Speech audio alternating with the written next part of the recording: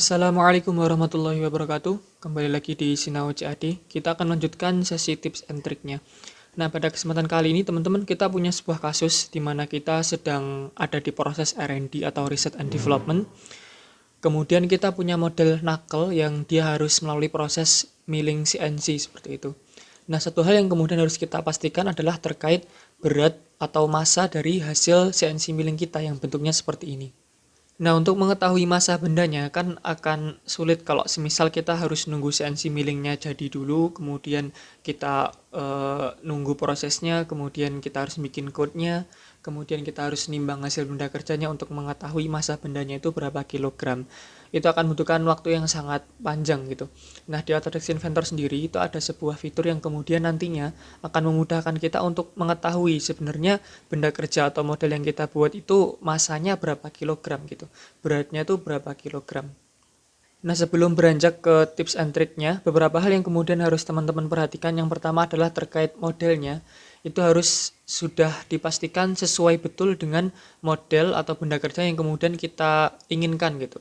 Mulai dari mungkin detail filletnya, detail chamfernya, bahkan detail-detail lubangnya itu harus sesuai. Ketebalannya dan dimensi-dimensinya harus sesuai.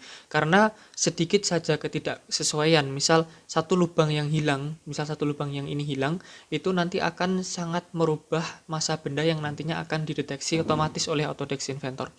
Nah, kemudian hal yang kedua yang harus teman-teman perhatikan adalah terkait material yang teman-teman gunakan untuk membuat benda kerja tersebut.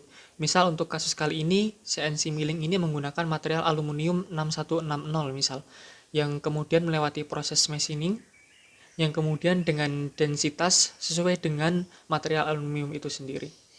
Nah, untuk memastikan materialnya sesuai, jadi di sini, di panel atas ini ada material dan juga appearance. Nah, satu hal yang harus teman-teman rubah pertama kali adalah terkait materialnya. Default material yang teman-teman gunakan ketika 3D modeling itu adalah material generik atau material yang umum yang tidak ditentukan densitasnya berapa. Nah, di sini kalau semisal teman-teman klik gitu kan, nanti akan muncul drop down, kemudian akan menunjukkan daftar material yang bisa teman-teman gunakan. Mulai dari ABS plastik sampai nanti ke bawahnya ada bahkan kayu juga bisa difasilitasi di Autodesk Inventor.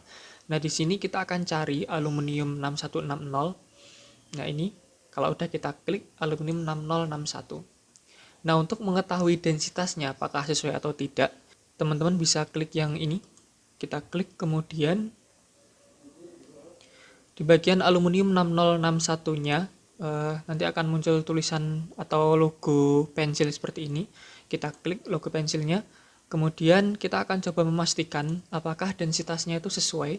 Caranya adalah klik cycle, kemudian nanti drop down mechanicalnya. Nah, di sini ada densitasnya, bertuliskan 0,098 pound per cubic inch.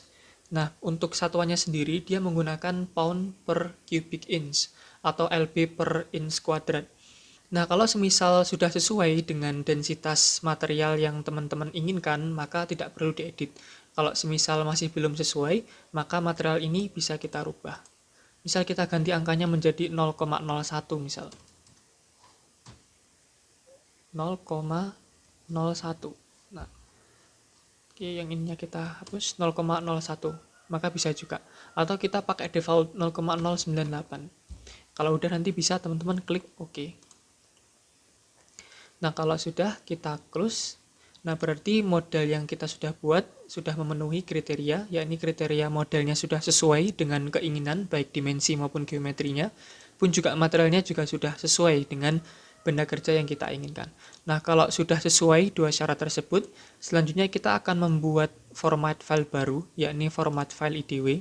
Seperti biasa, create new file, kemudian pilih metric, lalu kita pilih yang iso.idw, kemudian klik create. Nah, akan terbuka panel IDW seperti ini, kemudian klik paste. Lalu kita akan cari knuckle modelnya yang ini. Misal saya pakai isometric view, kemudian klik OK. Nah, kalau udah ditempelkan di sheet IDW-nya, kemudian klik ununit. Lalu kita akan meletakkan part list-nya. Klik part list, kemudian select dokumennya, kita pakai knuckle model. Lalu klik OK. Kita letakkan sembarang dulu, misal di sini.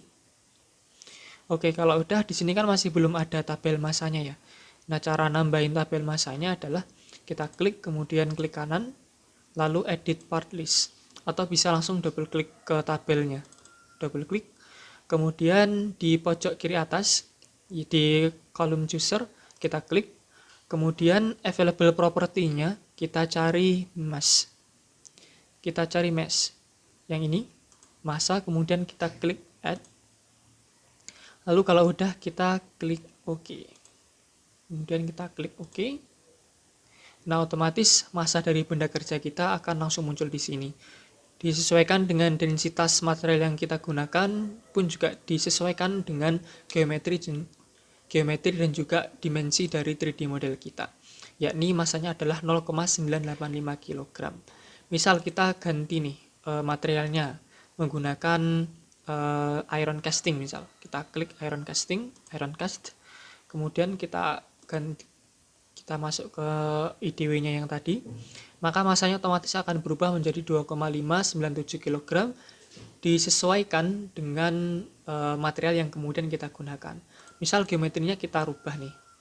Kita akan coba rubah geometrinya, misal kita pakai fitur delete face, kita hilangkan lubangnya.